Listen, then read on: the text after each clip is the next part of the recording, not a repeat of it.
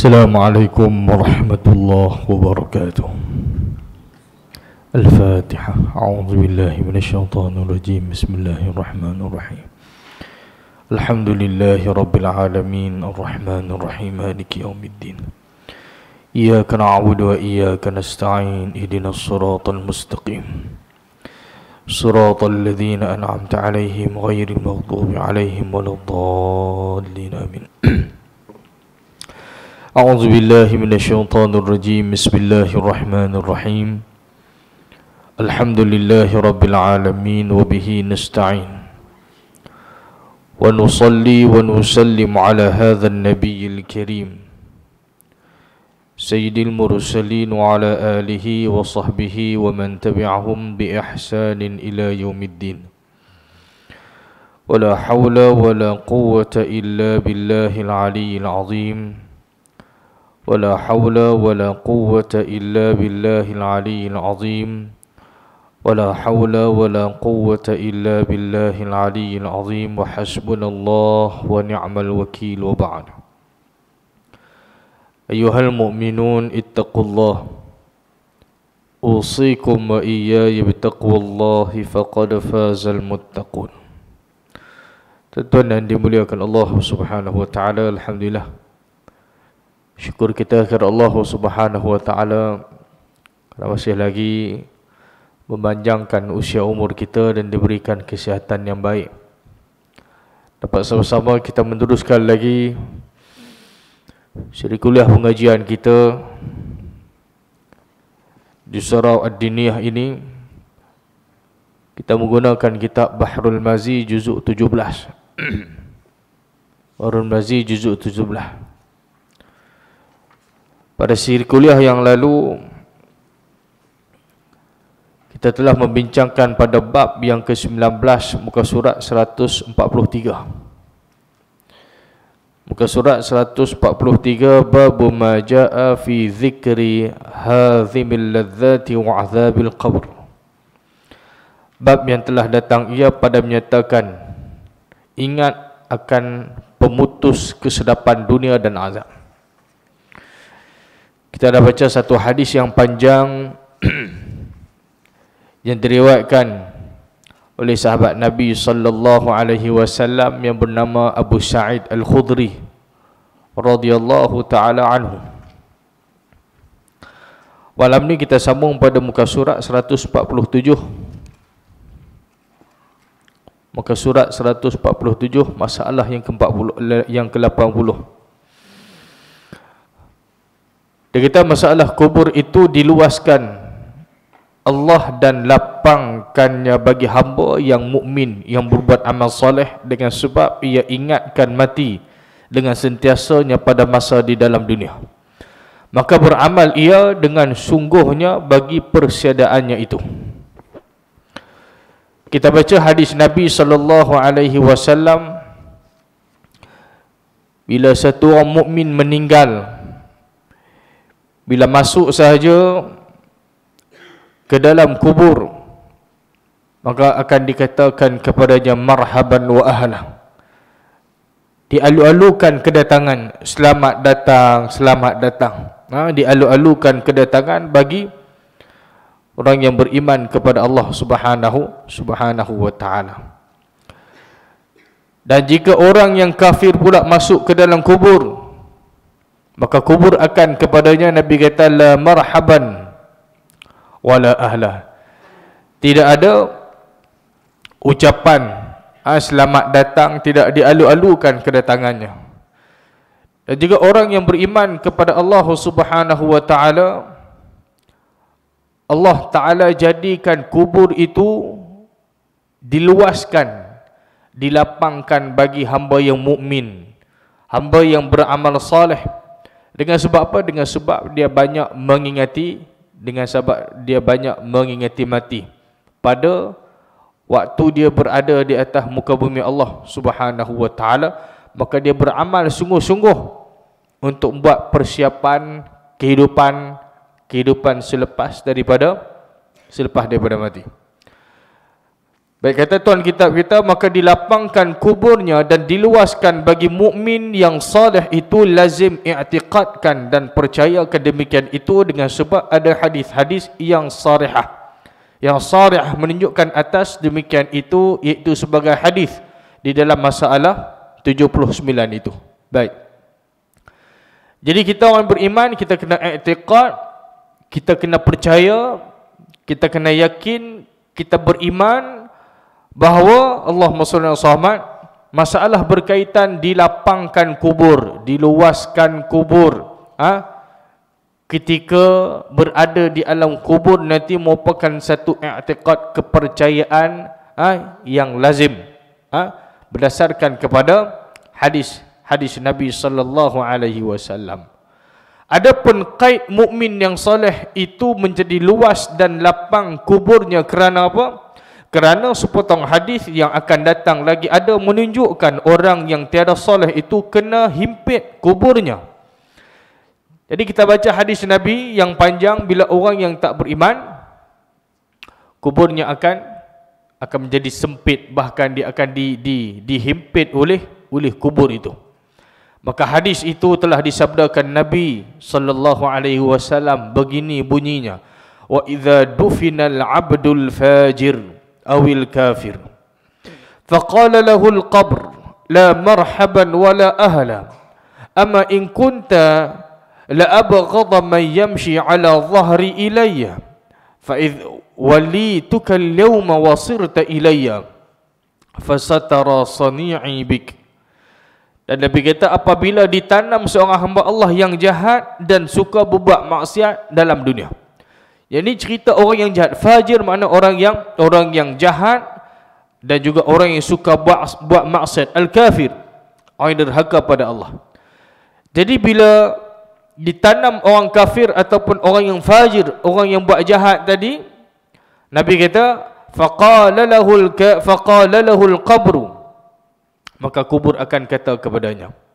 Jadi orang yang kafir, orang yang fajir, orang yang buat jahat, orang yang suka buat maksiat, dan orang kafir yang tidak percayakan Allah dan Rasulnya dan hari kemudian, maka berkata kubur itu baginya dengan kata yang memberi duka cita dan memberi malu.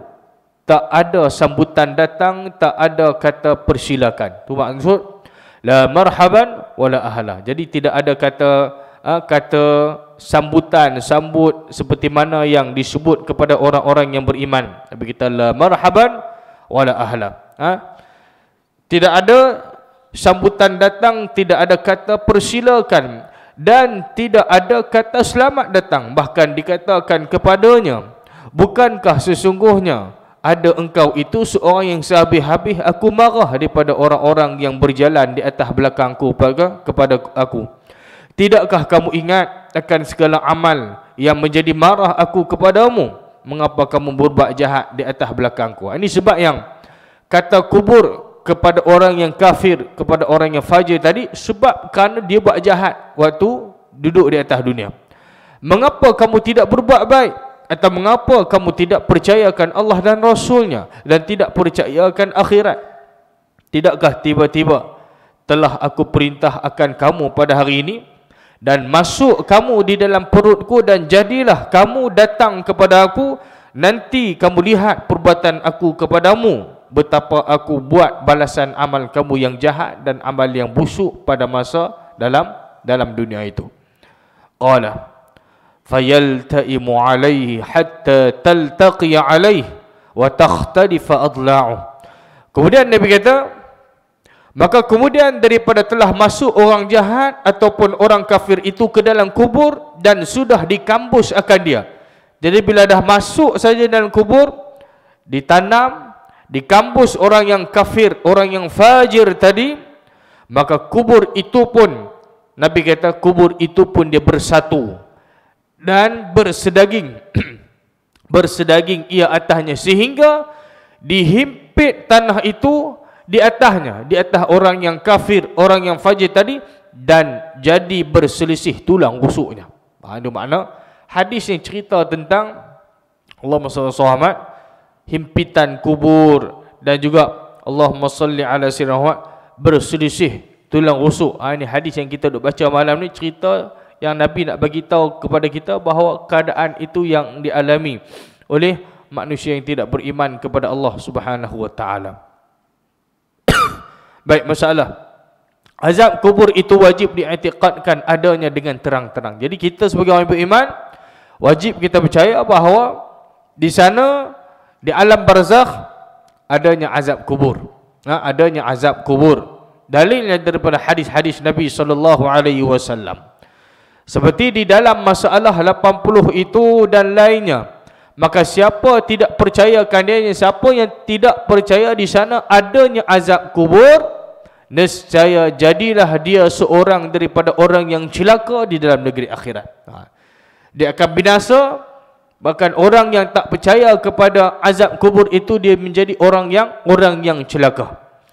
Dengan azab kubur seperti disabdakan oleh Nabi itu ke atas orang-orang yang maksiat dan orang-orang kafir. Qala Rasulullah sallallahu alaihi wasallam bi asabi'ihi fa adkhala ba'daha fi jawfi ba'dhin. Kata Abu Sa'id Al-Khudri radhiyallahu taala anhu, telah bersabda Rasulullah sallallahu alaihi wasallam.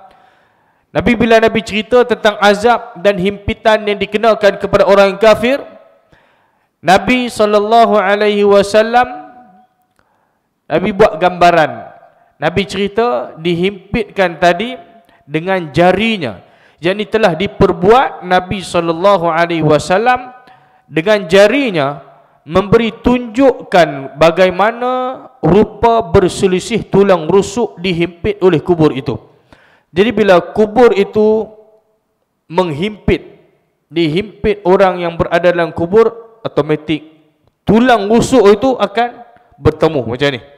Itu maksud bi asabihi. Nabi tunjuk jari itu, berselisih tulang rusuk dihimpit oleh kubur itu, iaitu dimasukkan oleh Nabi SAW akan setengah jarinya dicelah setengahnya yang lain. Nabi buat macam ni. Jadi jari Nabi buat macam ni, dihimpit orang yang berada dalam kubur, tulang rusuk itu jadi macam ni.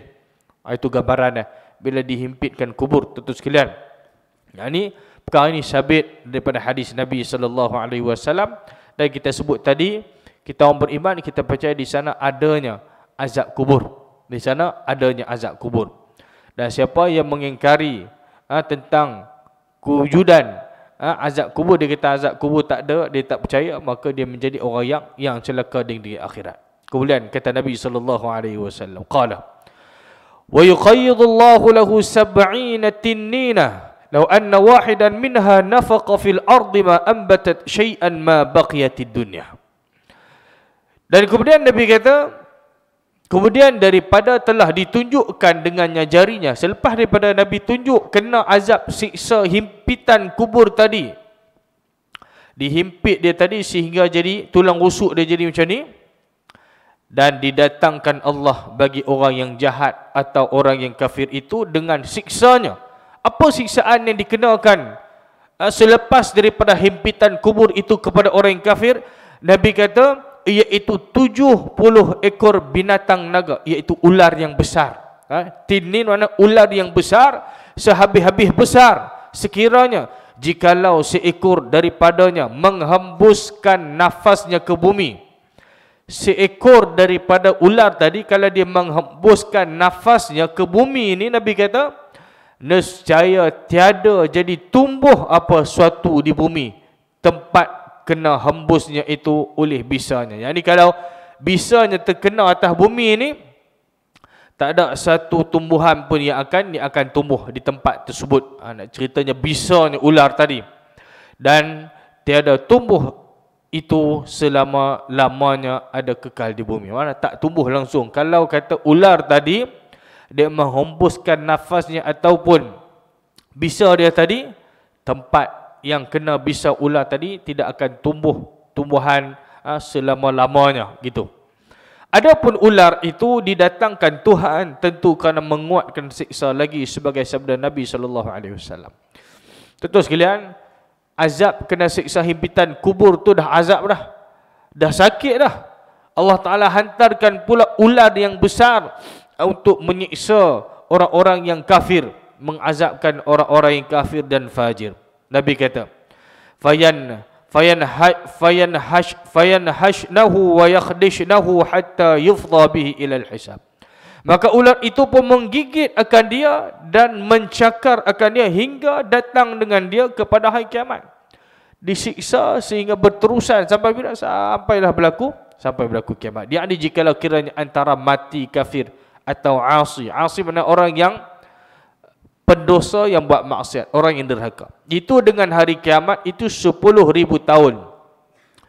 Jika antara mati orang kafir dan orang yang asi tadi, dia kata dengan hari kiamat itu 10,000 tahun, maka di dalam 10,000 tahun itulah dia akan tinggal di dalam azab kubur itu. Subhanallah. Kan? Sebab itu nak orang yang duduk dalam kubur alam barzakh ni lebih lama. Dan umurnya lebih panjang daripada usia umur di atas dunia. Waktu dia hidup mungkin umur 50 tahun. Tapi dah meninggal dah berapa ratusan tahun, ribuan tahun, umur dia lagi lama dan panjang kalau berbanding dengan kehidupan dia di atas dunia ini. Demikianlah halnya. Azab kubur itu dikabarkan oleh Nabi SAW, maka tidak ingat akan semua yang dikabarkan oleh Nabi SAW itu, melainkan orang yang ingat akan mati. Sebab itu tuan-tuan, bila Nabi sebut, Nabi suruh kita banyak mengingati kematian, perkara yang memutuskan kelazatan kenikmatan dunia, iaitulah kematian. Pendek kata, dia kata, di atas hal ahwal kubur itu telah disabdakan oleh Nabi sallallahu alaihi wasallam. Kita begini, qala Rasulullah sallallahu alaihi wasallam, innamal qabru rawdatun min riyadil jannah atau hufratun min hufarin nar. Kata Abu Sa'id, telah bersabda Rasulullah sallallahu alaihi wasallam, hanya saja kubur itu salah satu daripada dua perkara bagi orang yang mati. Tidak pun ia satu kebun, Allahumma salli ala surah Muhammad, daripada beberapa kebun syurga. Tidak pun ia satu lubang kelebur daripada lubang-lubang kelebur api neraka, sebagaimana yang diterangkan satu-satu di atas tadi. Jadi kubur satu orang itu sama ada akan menjadi taman syurga untuknya, ataupun menjadi satu lubang daripada lubang-lubang api neraka Allah subhanahu wa ta'ala. Jadi kalau dalam kubur tu dah Allah Ta'ala dah tunjuk dah, dia ni sama ada layak untuk ke syurga ataupun ke neraka. Masalah, dia kata Abu Isa, bermula hadis ini hadis hasan lagi gharib, tiada kami ketahui ia akan dia melainkan daripada ini wajah. Masalah yang seterusnya, ingatkan maut, mati dan menggemarkan banyak ingat akan dia. Jadi masalah berikutnya ialah berkaitan dengan galakkan untuk kita memperbanyakkan mengingati kematian. Sesungguhnya ini satu perkara yang telah diterangkan oleh Al-Imam Al-Ghazali di dalam kitab Ihya-nya dengan karangannya yang bagus, iaitu katanya, ketahui olehmu bahawasanya orang yang bersungguh hati masuk pada mengumpul dunia, lagi yang bertungkus lumus menurutkan tipu dayanya, lagi sukakan menurut akan hawa nafsunya, lalai hatinya dengan tiada syak lagi daripada ingatkan maut, tidaklah ia ingat maut dengan lidahnya dan hatinya. Nah, orang ini dia tak ingat mati dengan hati dan lidahnya, tidak mengingati mati. Dan apabila diingat akan dia ni ingat mati, nescaya benci ia dan lari ia. Dia tak suka ingat kepada kematian. Dan ini orang yang hubbud dunya wa karahiyatul maut, orang yang suka cintakan dunia dan juga tak suka kepada kematian. Sebut cerita kematian, cerita tentang maut, dia tak suka. Dia lari, dia benci, lari daripada. Maka itulah yang difirmankan oleh Allah Subhanahu wa taala di dalam surah Al-Jumu'ah ayat 8, a'udzu billahi minasyaitonir rajim. Qul innal mauta alladhi tafirruna minhu fa innahu mulaqikum thumma turadduna ila 'alimil ghaibi wasyahadati fayunabbi'ukum bima kuntum ta'malun. Shadaqallahul azim. Yang bermaksud kata olehmu ya Muhammad bahwasanya maut yang lari sekalian kamu daripadanya itu, maka bahwasanya berjumpa sekalian kamu akan dia. Maknanya Allah Ta'ala nak bagi tahu kepada kita, bagi tahu kepada Nabi Muhammad sallallahu alaihi wasallam bahawa kematian yang sering kali kamu lari daripadanya, Quran kata fa innahu mulaqikum, sesungguhnya kematian itu dia akan jumpa kalian, dia pasti akan jumpa dengan kalian. Kemudian dikembalikan sekalian kamu kepada alam ghaib dan alam asy-syahadah, maka dikhabarkannya sekalian kamu dengan barang yang ada memperbuat oleh sekalian kamu. Baik. Jadi nak cerita mati ni tak ada siapa pun lari. Kita lari daripada mati, mati tu akan kejar kita. Saya dah pernah cerita dulu kisah yang berlaku, yang diceritakan oleh guru saya dulu waktu di Syria. Satu orang ni dia nak lari daripada kematian.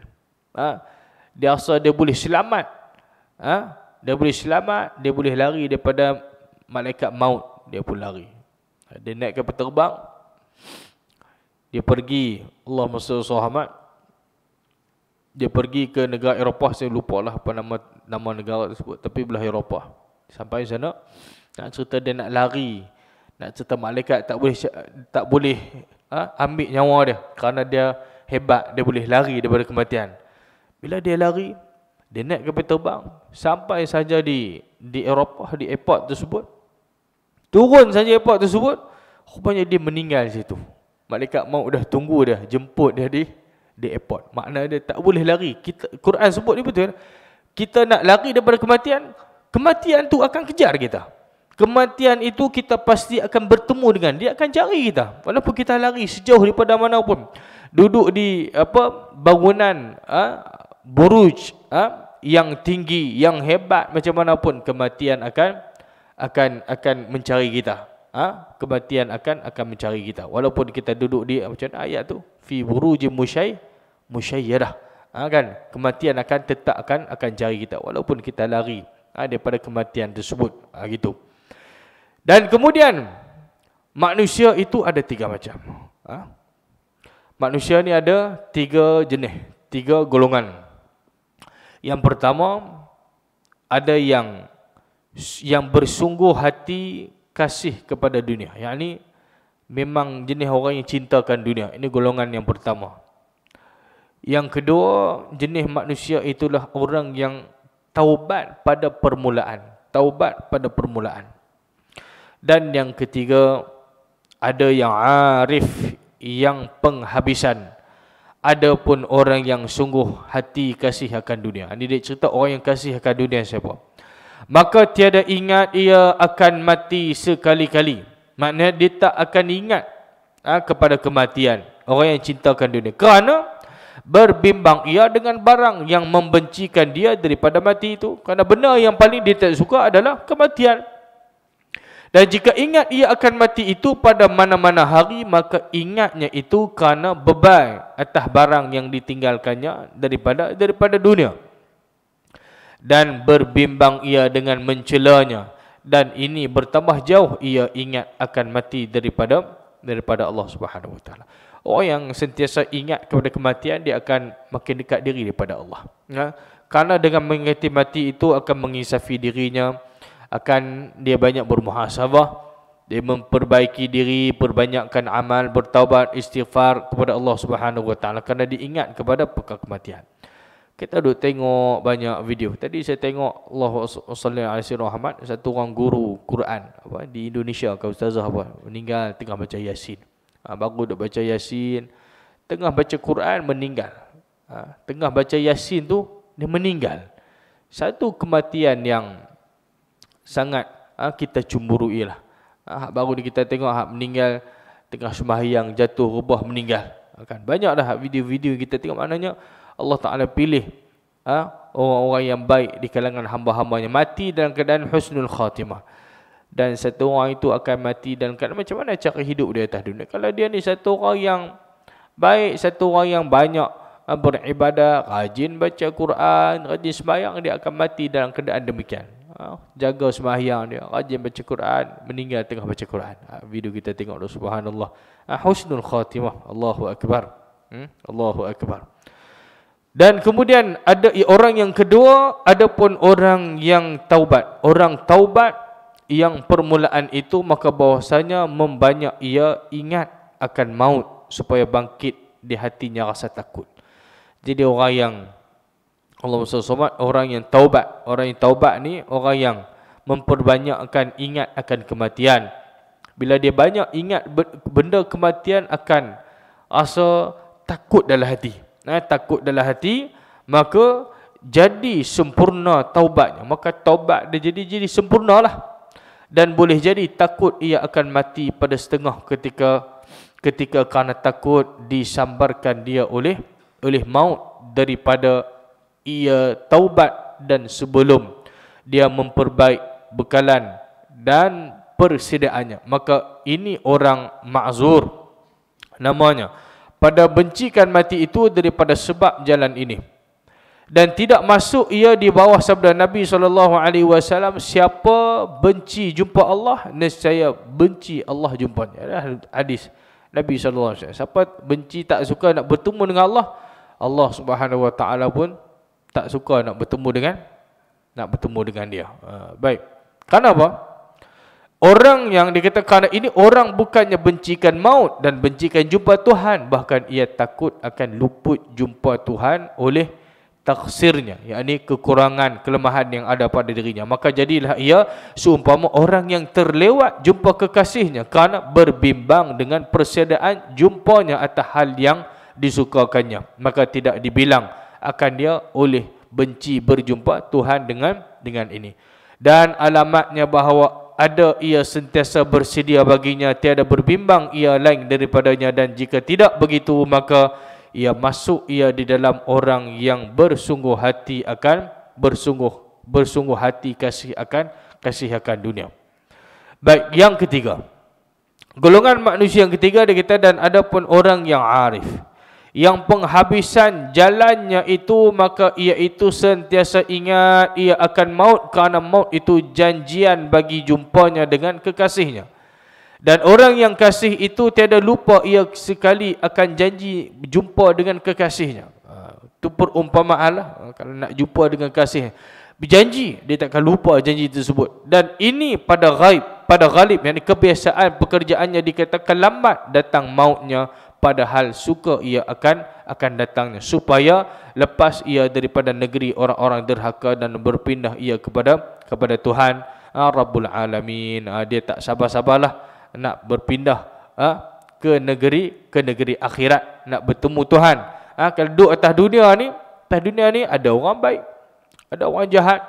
Allah Ta'ala ciptakan manusia ini berbentuk berpasang-pasangan. Banyak benda yang berbentuk pasang-pasangan. Ada lelaki, perempuan, kiri kanan, langit, bumi, bulan, bintang, syurga, neraka, dosa, pahala. Atas dunia ada orang baik, ada orang jahat. Siapa buat baik, pahala, balasannya syurga. Siapa buat jahat, dosa, neraka. Semua berpasang-pasangan. Allah Ta'ala jadikan makhluknya itu. Kata Imam Al-Ghazali rahimahullahu ta'ala, pendeknya, ingat akan mati itu berpahala dan berkelebihan, hingga orang yang bersungguh hatinya bergantung dengan dunia itu pun dapat faedah dengan ingat akan mati, iaitu berenggang ia dengan dunia pada waktu dikeruhkannya atasnya akan nikmat dunia itu. Bila dah sampai satu tahap, satu usia umur, tuan-tuan sekalian, kita dah rasa dengan dunia ni kita dah slow dah, kita dah nak tinggal dah. Apa yang tak ada, tuan-tuan sekalian, semua kita ada. Kita dah ada, Allah Ta'ala bagi rumah, bagi kekayaan, ada kenderaan, ada anak, bini, cucu, semua kita dah ada dah. Sampai satu tahap dia kata, Ustaz, saya dah tak mau dah semua-semua ni, dunia ni. Saya dah ada semua dah, duit dah ada, duit pencen dapat setiap bulan, semua dah dapat, dia kata. Dia nak tumpu masanya untuk akhirat. Nak buat bekalan untuk akhirat. Tu kadang banyak kita tengok, pencen ni banyak duduk dekat masjid surau. Kan? Sebab apa? Sebab dah pencen. Kan kita tengok mengajak kuliah pun ramai orang tuan-tuan sebab dah pencen. Nak pergi mana? Duduk dekat surau masjid kan. Kalau dia boleh kerja lagi, dia pergilah kerja. Tapi dia tak mau apa dah, dia nak pencen, dia tak mau fikir. Sebab dia dah ada dah semua dah. Hak dunia ni dia dapat. Dah dapat. Jadi dia nak buat bekalan untuk akhirat. Nak beramal, nak boleh baca Quran, nak perbetulkan amalan, bacaan Quran, buat bekal untuk akhirat, itu je. Tak fikir apa. Saya pergi ziarah pondok sahabat saya di Nilai, tuan sekalian. Subhanallah, pondok dia cantik. Dia buat pondok untuk warga Mas di Kampung Mahang, Nilai. Cantik pondok dia, dia punya reka bentuk tu jenis English style. Memang cantik, warna putih semua. Kita tengok macam homestay ke apa, pondok ke ni, pondok cantik dengan suasana dekat bukit. Memang sana. Pergi ziarah. Sahabat saya orang Indonesia, dia duduk situ mengajar. Mengajar. Dia orang Indonesia, belajar sekali lah. Dia kenal jadi di Syria. Rupanya dia mengajar di pondok tersebut. Subhanallah, hebat. Kita bicara, kita tanya macam mana sistem pengajian di sini. Dia kata sini dia tak nak santai-santai je, tak berat-berat pun. Pengajian santai-santai kan, mengaji benda-benda asas. Nak perbetulkan sembahyang, wuduk, bacaan Quran, nak buat bekal untuk akhirat, itu je. Jadi orang santai, seronok duduk. Itu maksud orang tua-tua yang duduk situ semua, maknanya dah fokus untuk akhirat semua, nak buat bekal untuk akhirat. Dunia ni dah dapat banyak dah semua. Tinggallah dunia, dah makin seluruh dah dengan dunia ni. Tumpu untuk akhirat. Baik. Dan kemudian dikacaunya atasnya akan kesedapan dunia itu. Maka tiap-tiap barang yang mengeruhkan atas seorang akan kesedapannya dan syahwatnya, maka ia setengah daripada sebab kelepasan. Baik. Seterusnya masalah dia kata ingatkan mati di hati. Ingat mati di hati. Ingat mati di hati. Sesungguhnya Imam Al-Ghazali rahimahullah ta'ala akan mendatangkan jalan mentahqiqkan ingat mati di hati itu, katanya. Macam mana kita nak ingat mati itu adalah hati kita? Ketahui olehmu bahwasanya mati itu sehabis-habis penting. Benda paling penting sekali. Kan? Selepas daripada hidup, mati. Apa lagi kita fikir? Lepas hidup kita, sekarang ni hidup. Lepas hidup, mati. Dan selepas mati, hidup pula. Lepas hidup pula, tak mati dah. Itu dia punya, kita punya kehidupan yang akan kita lalui. Sekarang ni hidup. Kita daripada tiada kemudian ada. Ada ni hidup kita. Lepas ada, kita mati. Lepas mati, hidup pula. Lepas hidup kali kedua, tak mati dah. Kan? Setiap orang mati hanya sekali. Bahkan dalam syurga pun dah tak ada kematian. Mati dah tak ada dah. Kematian dah tak ada. Semua duduk dalam syurga selama-lamanya. Duduk seronok, menikmati apa yang Allah Ta'ala janjikan kepada hamba-hamba yang beriman, kepada penghuni syurga. Tak mati. Duduk dalam syurga selama-lamanya. Dan ada yang duduk dalam api neraka itu, kalau ditakdirkan hidupnya dalam keadaan kafir. Hidup atas dunia, dia tak beriman. Dia jadi orang yang musyrik, orang yang kafir. Maka dia akan kekal di dalam api neraka selama-lamanya. Seperti mana ahli syurga masuk dalam syurga selama-lamanya, ahli neraka pun ada yang masuk dalam api neraka selama-lamanya. Baik, ketahui olehmu bahwasanya mati itu sehabis-habis penting dan bahayanya sehabis-habis besar. Dan sebab pun lalai orang-orang daripadanya itu kerana sedikit fikir maka itu padanya. Sebab apa manusia jadi lalai? Jadi leka, masih seronok. Sebab apa? Sebab mereka kurang berfikir ataupun tidak berfikir tentang perkara kematian. Jadi bila kita fikir tentang kematian, ingat kawan-kawan, sahabat-sahabat mungkin yang seusia umur dengan kita, meninggal dah duduk dalam kubur, di alam barzakh. Tapi kita, Allah Ta'ala masih lagi memberikan kehidupan. Sahabat-sahabat kita ada yang dah pergi dah meninggal dah, tapi kita masih hidup. Maka tiada terlintah di hati mereka itu, dan kerana sedikit ingat mereka itu baginya atas lidahnya.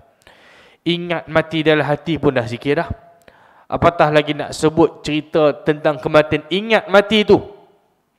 Sebab itu kita sebut dulu Sayyidina Umar radhiyallahu ta'ala anhu, bila dia pakai cincin dia ditulis atas cincin, kafa bil mauti wa'idhan ya Umar.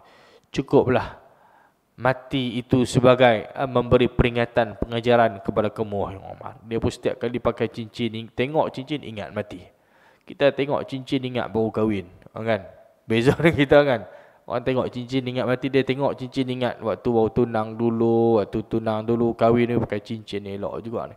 Kan lain. Jadi Sayyidina Umar bila pakai cincin, tengok tu ingat kematian.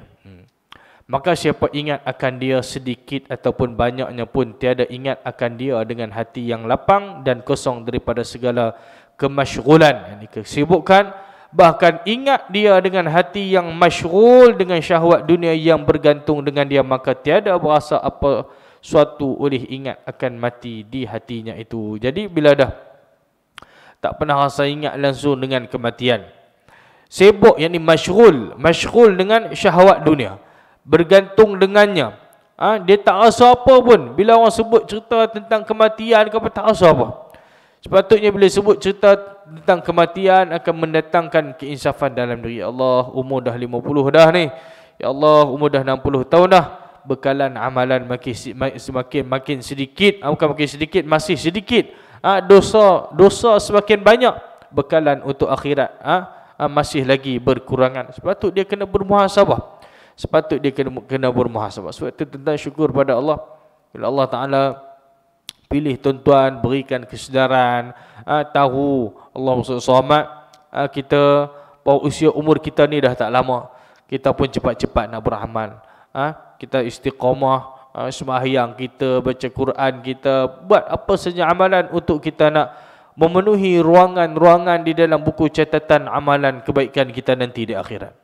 Maka jalan pada memberi berasa hati oleh ingatkan mati itu ialah bahawa dilapangkan dan dikosongkan oleh seorang itu akan hatinya daripada setiap-tiap sesuatu yang lain daripada ingatkan mati sahaja. Nampak di hadapannya semacam mana satu orang yang mahu bertandang desa dengan menempuh hutan rimba yang bahaya, atau seumpama orang yang mahu berlayar di laut. Jadi kata Al-Imam Al-Ghazali rahimahullah ta'ala, kita nak jadi orang yang hati kita sentiasa ingat pada mati. Kita kena kosongkan, lapangkan dalam diri kita, hati kita, Allahumma shalli alaihi, daripada apa? Daripada tiap-tiap sesuatu yang lain, daripada ingat akan mati. Kita kosongkan dulu. Apa benda yang kita fikirkan, apa yang ada dalam kita, kita kosongkan dulu, lapangkan dulu, letak kematian, ingat, fokus kepada kematian. Nampak seolah-olah kematian itu ada di hadapan kita. Seperti mana satu contoh perumpamaan yang dibuat, semacam mana satu orang yang mahu bertandang desa dengan menempuh hutan rimba yang bahaya. Dia kena masuk hutan, atau seumpama orang yang mahu berlayar di laut, maka bahawasanya ia tidak berfikir melainkan padanya, baik pun ia duduk atau berdiri. Maka apabila menyertai hati itu ingatkan mati, maka hampir memberi bekah kepadanya. Jadi bila kita banyak ingatkan mati dalam hati kita, ingat kepada kebaikan, ingat kepada kematian, Allahumma shalli alaihi wasallam, kematian itu akan memberikan kesan pada diri kita. Maka pada ketika itu kuranglah sukacita dan gemarnya kepada dunia. Sebab apa? Duk ingat sentiasa tentang kematian ni ada dalam diri, ada dalam hati, dia dah jadi kurang gemar, suka kepada dunia, kepada syahwat dunia, dia dah tak tepi dah. Sebab apa? Sentiasa ingat kepada kematian. Dan jadi pecah hatinya, maka tiadalah ada di dalam perutnya cenderung kepadanya sekali-kali, yakni kepada dunia. Dan yang lebih memberi bekah daripada segala jalan, ingatkan mati itu pada hari, iaitu membanyakkan ingat akan taulan handai yang telah lalu mereka itu dahulunya. Ingat pula kawan-kawan kita ada yang dah pergi dah. Kita pun dah 50 tahun, 60 tahun, Allah Akbar. Kawan-kawan yang sama umur dengan kita dah meninggal, kita yang masih hidup. Maka diingat akan kematian mereka itu dan tempat rebahnya di bawah bumi. Di bawah bumi. Dan diingat akan elok rupanya dan tokohnya telah habis bercerai-ceraikan oleh maut akan anggota-anggotanya di dalam kubur. Satu orang yang Allah SWT elok, handsome macam mana, ketokohan dia, orang yang hebat, bila mati habis. Sebab tu bila dah mati kita tak bawa semua-semua ni. Ketokohan kita kah, pangkat kita kah, harta kita kah, apa yang kita miliki semua kita akan tinggal. Habis dengan kematian. Dan telah dijadikan oleh maut itu akan bujang janda segala isterinya, dan jadi yatim segala anaknya, dan habis pilah segala hartanya dan telah kosong daripada maka itu masjid-masjidnya dan madrasah-madrasahnya dan tempat duduknya. Semua akan jadi kosong. Ada isteri, Allah SWT, suami meninggal, tinggal seorang, jadi janda. Kan? Suami meninggal, tinggal isteri, isteri meninggal, tinggal suami. Kemudian anak pula, mak ayah meninggal, jadi anak yatim. Semua akan ditinggalkan. Jadi berkeseorangan. Kalau duduk pergi masjid, pergi ke surau, pergi sekolah, madrasah, tempat duduk jadi kosong kerana orang tu dah meninggal. Kita pun ingat, si fulan duduk dalam masjid, ini tempat dia. Kita ingat kalau tempat ni haji ni suka duduk sini. Tengok dia dah tak ada dah. Orang akan ingat, tempat ni haji ni selalu duduk ni. Bila kita mai tengok orang kata, haji ni mana? Dah meninggal dah, tak ada dah. Kita ingat tempat ni haji ni selalu duduk. Ingat kepada kematian dan tidak tinggal lagi. Allah SWT tikas-tikas maka itu pun, maka sebagaimana diingat akan seorang, kemudian daripada seorang akan dan dikenang di dalam hati segala halnya dan kelakuannya, mautnya, dan nampak rupa tokohnya, dan diingat akan rajinnya dan cergahnya dengan angan-angannya bagi hidup, dan kekalnya dan lupanya akan maut, dan terpedaya ia dengan menurutkan dan mengikutkan kehendak asbab kehidupan, dan bergantung ia kepada kuatnya dan ketetapannya, dan cenderungnya kepada tertawa dan main-main, dan lalainya daripada barang yang dihadapannya, daripada mati yang bersegera dan kebinasaan yang cepat, dan bahwasannya sebagaimana ia berulang alik pada halnya sekarang sudah runtuh kakinya dan sendi-sendinya, dan tidak ada elok bertutur bercakap, padahal sekarang sudah dimakan ulat lidahnya. Jadi kita ni semakin dimamah usia. Ada orang yang dah tak larat dah, bila dah faktor umur, faktor kesihatan, bila dah makin usia meningkat, dah 50, 60, 70, 80 dah tak larat dah.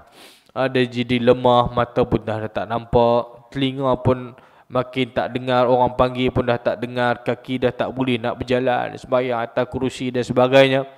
Dia tak larat. Dan ia sedang elok tertawa padahalnya sekarang sudah dimakan tanah oleh giginya. Dulu cerita atas dunia. Dulu elok, ada gigi dan sebagainya, sihat, tapi dah masuk dalam kubur, dah jadi tanah balik. Asal kita daripada tanah, kita akan balik semula pun ke dalam tanah.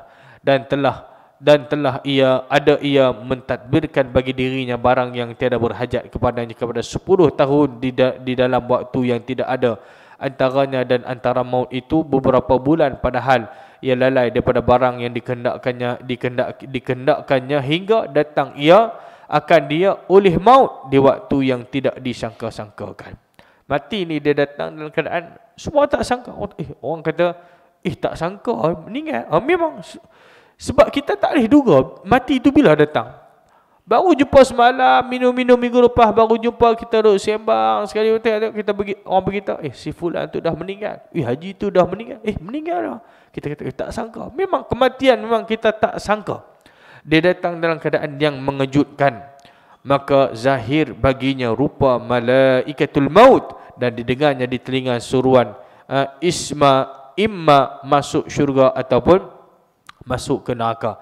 Jadi didengarkan di telinga dia suruhan sama ada, imma makna sama ada masuk syurga ataupun masuk neraka. Maka orang yang ingatkan segala yang tersebut itu boleh ia pada waktu ingatnya dan terkenangnya di dalam hati buat banding pada dirinya bahawa dirinya itu umpama orang-orang itu juga, dan lalainya seperti lalai mereka itu, dan akan jadi akhirnya seperti akhir mereka itu. Qala Abu Darda, idza dzakartal mauta fa'udta nafsak ka ahadihim. Kata Abu Darda, apabila ingat kamu akan orang-orang yang mati, maka bilang diri kamu seorang daripada mereka itu. Jadi bila kita ingat kepada orang yang dah mati, dan ingat juga bahawa suatu hari nanti kita akan duduk di tempat orang yang mati itu. Kita pergi ziarah orang meninggal, lalu di tanah perkuburan, suatu hari nanti orang akan datang ziarah kita. Kita akan duduk di tempat itu. Sebab itu bila lalu di tanah perkuburan, bagilah salam, bagi salam, assalamualaikum ya ahlul kubur. Ingat balik, satu hari nanti kita akan duduk dalam tu dan orang akan bagi salam dekat kita pula. kita akan lalui benda-benda tu. Kan kita lalu di tanah kuburan, kita tengok ada orang meninggal, kita pun inna lillahi wa inna ilaihi raji'un, bagi salam kepada ahli kubur. Esok kita akan duduk tempat tu. Orang akan lalu jalan, orang akan bagi salam dekat kita pula. Hari ni kita bagi salam dekat orang mati. Esok kita dah mati, orang akan bagi salam kepada kita pula. Wa qala Ibnu Mas'ud, as-sa'idu man wa'adha bi ghairihi. Dan telah berkata Abdullah bin Mas'ud radhiyallahu taala anhu, bermula orang yang bahagia itu ialah orang yang mengambil iktibar dengan orang yang lainnya. Wa qala Umar bin Abdul Aziz, ala tarawna annakum tujahizuna kulla yawmin ghadiyan aw ra'ihan ila Allah azza wa jal tadahunahu fi sad'in min al-ard qad tawassada at-turab wa ghalafa al-ahbab wa qata'a al-asbab. Dan telah berkata Umar Abdul Aziz rahimahullahu taala di dalam khutbahnya, tidakkah nampak sekalian kamu akan diri kamu bersediakan tiap-tiap hari akan orang yang berjalan pagi atau berjalan petang kepada Allah Subhanahu wa taala. Sekalian kamu tidurkan dia di dalam lubang daripada bumi, sesungguhnya berbantallah tanah ia dan meninggalkan kekasihnya dan berputus-putus segala sebabnya. Maka sentiasa terkenang dan berfikir segala ini, fikiran dan seumpamanya, serta masuk kubur dan melihat akan orang yang mati dan ahli-ahli bala ialah yang selalu memberi bekas ingat mati itu di hati hingga boleh dikalahkannya atas kira-kira jadi ia sebagai di hadapan mata. Maka pada waktu itu hampirlah mahu bersedia baginya dan berjauh daripada negeri tipu daya ini. Dan jika tidak begitu maka ingat dengan zahir hati dan hujung lidah sedikit jua faedahnya pada memberi takut dan memberi ingat. Maka sebagaimana sedap hatinya dengan sebab sesuatu daripada dunia, sayugialah ingat dengan lekasnya bahwasanya tak dapat tiada baginya bercerai dengan dia dengan tidak syak lagi. Jadi inilah tajuk yang membicarakan berkaitan dengan mengingati kematian. Mengingati kematian yang akan memutuskan segala kesedapan nikmat dunia dengan kita mengingati mati. Maka banyakkanlah mengingati mati, kerana mengingati kematian itu akan menyebabkan kita sentiasa muhasabah, memperbaiki diri untuk memperbanyakkan, menambahkan lagi bekal amalan kita untuk bekalan selepas daripada kematian, insya-Allah. Mudah-mudahan Allah Subhanahu wa taala memberikan kefahaman dengan ilmu yang kita pelajari dan dapat sama-sama kita amalkan di dalam kehidupan kita seharian, insya-Allah taala. Tajuk akan datang kita akan tengok nanti pada bab tajuk baru, bab yang ke-20, babu atharil hasir fi jambi Rasulillah sallallahu alaihi wasallam. Pada bab yang menyatakan hadis yang membicarakan bekas tikar di rusuk badan Rasulullah sallallahu alaihi wasallam. Ini nak cerita tentang Nabi sallallahu alaihi wasallam. Sahabat nampak Nabi tidur, Allahumma salli ala sahabat, Nabi tidur di atas tikar. Yang tikar tadi memberi kesan kepada tubuh badan, rusuk Nabi sallallahu alaihi wasallam. Nampak kesan tikar tadi. Nabi bukan tidur atas tilam macam kita ni, kan? Kita akan tengok hadis yang akan kita tengok yang diriwayatkan oleh Sayyidina Umar bin Khattab radhiyallahu taala anhu. Mudah-mudahan Allah Subhanahu wa taala merahmati kita, mengampuni dosa-dosa kita semua dan memasukkan kita ke dalam syurga-Nya nanti, insya-Allah taala. Yang baik daripada Allah Subhanahu wa taala, mohon maaf salah silap, kasar bahasa, segala kelemahan dan kekurangan daripada diri saya sendiri. Aqulu qawli hadza wa astaghfirullahal azim li wa lakum. Assalamualaikum warahmatullahi wabarakatuh. Bismillahirrahmanirrahim. Alhamdulillahi rabbil alamin wa bihi nasta'in. Allahumma faqihna fid din wa 'allimna ta'wil wa hdina ila siratikal mustaqim. Allahumma 'allimna ma yanfa'una wanfa'na bima 'allamtana wa zidna 'ilman ya akramal akramin. Wa arina al-haqqa haqqan warzuqna ittiba'ahu wa arina al-batila batilan warzuqna ijtinabah. اجعلنا ممن يستمعون القول فيتبعون أحسنه وادخلنا برحمتك في عبادك الصالحين. ربنا آتنا في الدنيا حسنة وفي الآخرة حسنة وقنا عذاب النار. صلى الله على سيدنا محمد وعلى آله وصحبه وسلم. والحمد لله رب العالمين. Kita tangguh dengan kafaratul majlis dan surah Al-Asr.